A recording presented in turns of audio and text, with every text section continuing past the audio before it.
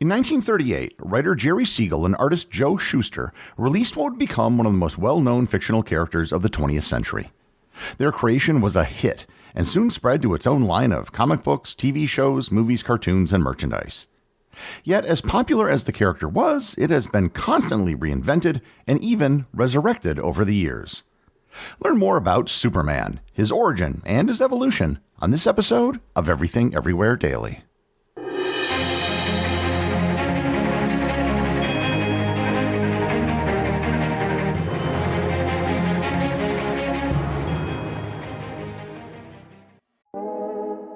What do Mattel, Banana Republic, ButcherBox, and Glossier all have in common? They power their businesses with Shopify. Shopify is the most innovative and scaled commerce platform on the planet that also happens to have the best converting checkout on the planet. And that's no industry secret. That's Shopify. Learn more at shopify.com/enterprise. This episode is sponsored by ButcherBox. Thanksgiving is right around the corner, and that means Thanksgiving dinner for friends and family. A Thanksgiving dinner can be a massive ordeal and a nerve-wracking affair.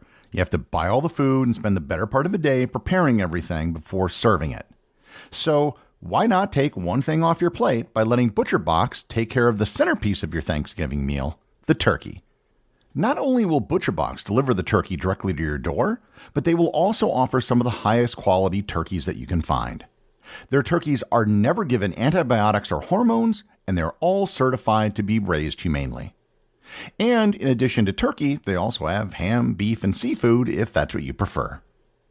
New ButcherBox members that sign up using my link will receive their choice between a whole turkey, turkey breast, or a spiral ham, plus $20 off when they visit butcherbox.com/daily and enter code DAILY at checkout. Once again, that's butcherbox.com/daily, code DAILY at checkout. The invention of the modern superhero was largely a product of the 20th century. Putting aside ancient legends such as Hercules and other gods and demigods, what we know as the superhero archetype began with cheap popular fiction in the early 20th century. The Scarlet Pimpernel is a novel by Baroness Orczy, first published in 1905, featuring Sir Percy Blakeney, a daring English aristocrat who leads a double life to rescue French aristocrats from the guillotine during the Reign of Terror following the French Revolution. Known for his cunning disguises and daring escapades, the character of the Scarlet Pimpernel is considered to be one of the earliest precursors to the modern superhero. Pulp magazines in the early 1900s featured characters with extraordinary abilities or adventurous crime-fighting personas. Characters like Zorro, the Shadow, and Doc Savage displayed elements that would influence later superhero narratives. Newspaper comics introduced costumed characters and adventurers. Characters such as Flash Gordon and the Phantom featured early elements of superhero motifs, such as distinctive costumes and codes of conduct. What all of these early characters had in common is that they were dramatic, exceptionally skilled heroic figures, but in the end, they were just regular human beings. They were heroes, but not superheroes. It was in this environment that the team of Jerry Siegel and Joel Shuster began. The two met in 1932 while attending Glenville High School in Cleveland, Ohio. Siegel aspired to be a writer, and Shuster wanted to become an illustrator. They developed a friendship around their love of pulp fiction of the era. One of their first joint projects was a 1933 short story that was titled The Reign of the Superman, for their own self-published science fiction fanzine called Science Fiction, The Advance Guard of Future Civilization. Unlike the heroic character they would later create, this story features a villainous lead character by the name of Bill Dunn, a bald, down-and-out man who gains telepathic powers after consuming an experimental drug given to him by a mad scientist named Professor Smalley. Using his newfound abilities for personal gain and power, Dunn becomes a tyrant, which Siegel and Shuster use to explore themes of corruption and absolute power. This early version of a character named Superman showcases the duo's initial exploration into the concept of superhuman abilities, which would evolve dramatically by the time they introduced the iconic superhero in 1938. The two had a brief falling out, during which Siegel came up with a story about a great scientist from the future who sends his 3-year-old son back in time to the year 1935. The time machine was found by a couple by the name of Sam and Molly Kent. The child has superpowers, including super strength. They adopt him, name him Clark, and taught him how to use his powers for good. After the two reconciled, they continued to work on the story. Instead of a time traveler, they made him an alien from the planet Krypton. They made him a journalist, created a love interest for him, a fellow journalist by the name of Lois Lane, who didn't know Clark's real identity, and set him in the fictional city of Metropolis. Shuster later said that Metropolis was actually based on the city of Toronto. Shuster began doing illustrations for this character, including creating a costume with an S on the front, along with tights and a cape. In June of 1935, the two were hired by National Allied Publications, a producer of comic books. Despite working for a comic book publisher, the two decided to keep their idea to themselves and tried to get it syndicated to newspapers. The publication they worked for eventually merged and became Detective Comics.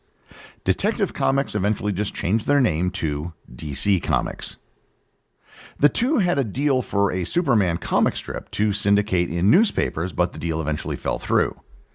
At this point, the two were getting desperate when they were told that Detective Comics was going to be publishing an anthology series called Action Comics. Desperate to get something, they sold their idea to Detective Comics for $130, including all rights to the character. The story idea went over so well that it was on the cover of Action Comics #1, which was released in June of 1938. It was the world's introduction to Superman. Action Comics #1 sold for 10 cents at the time.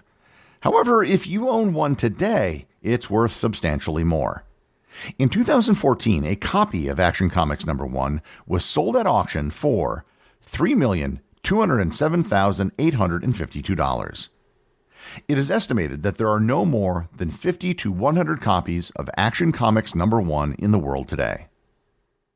While Superman of the 1930s is clearly the character we know today, there were some major differences between the original Superman and what he would later become.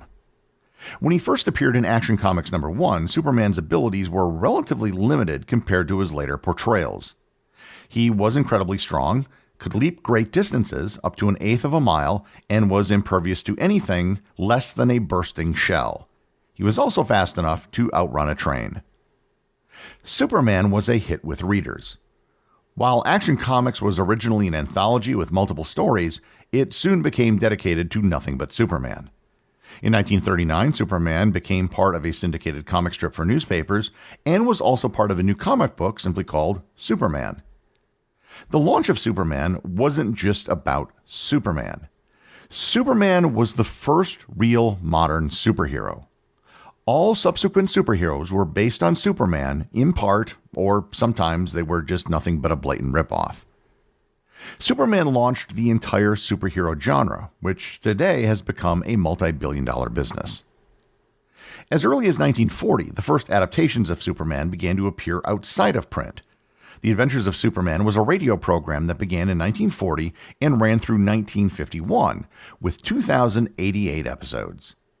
In 1941, animated cartoons were produced that ran before movies.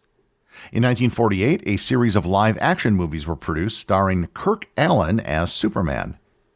And in 1951, the first full-length feature called Superman and the Mole Men was released, starring George Reeves as Superman. From 1952 to 1958, the Adventures of Superman television show aired, and George Reeves also starred in the title role. All the while Superman was finding an audience outside of comic books, the Superman mythos was evolving in the comic books. The era from 1938 to 1956 is known as the Golden Age of comic books. In fact, the Golden Age is said to begin with the publication of Action Comics #1. As the stories progressed, Superman gained new powers. His ability to leap evolved into the power of flight, and his strength and invulnerability levels increased significantly. During the Silver Age of comics, which lasted from 1956 to 1970, Superman's powers increased even more. Superman wasn't just as fast as a locomotive or a speeding bullet, he could now travel the speed of light. Superman had the ability to time travel. In one of the earliest issues of the Superman comic, he was given the ability to change his appearance like a shapeshifter. He was given superior mental abilities, including the ability to learn any language instantly and a super genius IQ, which allowed him to invent new materials and technologies. His eyes had X-ray vision, allowing him to see through anything other than lead, and he was eventually given heat vision, which basically allowed him to shoot lasers out of his eyeballs. He was given super senses, including hearing, taste, touch, and smell. He was given the power of super ventriloquism, the ability to throw his voice extreme distances. His breath was super cold breath that could freeze things or put out fires. And he wasn't just invulnerable anymore, able to stop bullets. He could now fly through the core of a sun and come out unscathed. In addition to his powers, there were eventually weaknesses given to Superman, the best known of which is kryptonite. The origins of kryptonite are traced to an unpublished story by Jerry Siegel called The K-Metal from Krypton, written in 1940. In this original story, K-Metal didn't just take powers away from Superman and everyone else from Krypton, but also gave superpowers to Earthlings. Kryptonite was formally introduced into the comics in 1949.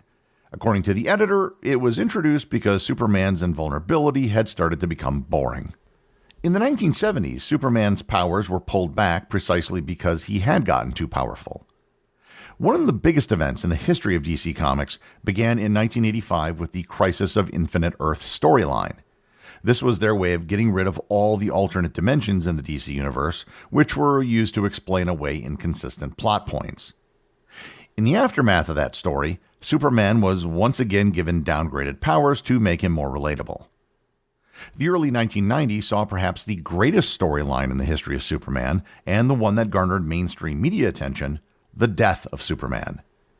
The story features an unstoppable alien monster named Doomsday, who emerges from a deep underground containment and goes on a destructive rampage across America, heading straight for Metropolis. Superman confronts the creature in a colossal battle that causes widespread devastation. Despite his immense powers, Superman is gradually worn down by Doomsday's attacks. The story reaches its climax in a dramatic showdown where both Superman and Doomsday strike each other with fatal blows, leading to Superman's tragic death in the arms of Lois Lane. I, of course, can't talk about Superman without talking about the Superman movies. The early Superman films starring George Reeves and Kirk Alyn were low-budget affairs. However, just as Action Comics #1 launched the era of superheroes, the 1978 film Superman by director Richard Donner was the first big-budget superhero film. This was followed up by the even better Superman 2 in 1980, and the truly awful Superman 3 in 1983, and the shockingly even worse Superman 4 in 1987. In 2006, Bryan Singer directed Superman Returns, which is considered a sequel to the original Superman quadrilogy starring Brendan Routh as Superman. A new DC Universe series of films featuring Superman was relaunched in 2013 with The Man of Steel, directed by Zack Snyder and starring Henry Cavill. This was followed by Batman vs. Superman in 2016 and The Justice League in 2017. There is currently a plan to reboot the original Superman franchise in 2025, starring David Corenswet. There have also been many Superman-related TV shows over the years. Lois and Clark: The New Adventures of Superman ran from 1993 to 1997. Smallville ran from 2001 to 2011, and Superman and Lois ran from 2021 to the time of this recording. The Superman mythos shows no signs of stopping. Superman has, in all its related titles, sold more comic books than any other superhero. There are more movies in the works, and there will probably be more TV shows. Every few decades, as the plot lines in the comic become more convoluted, they will probably reset the Superman story again and again. Despite all of the comic books, movies, and TV shows, the Superman story all goes back to two high school friends from Cleveland, Ohio. The executive producer of Everything Everywhere Daily is Charles Daniel. The associate producers are Benji Long and Cameron Kieffer. I want to give a big shout out to everyone who supports the show over on Patreon, including the show's producers. Your support helps me put out a show every single day. And also, Patreon is currently the only place where Everything Everywhere Daily merchandise is available to the top tier of supporters. If you'd like to talk to other listeners of the show and members of the Completionist Club, you can join the Everything Everywhere Daily Facebook group or Discord server. Links to everything are in the show notes.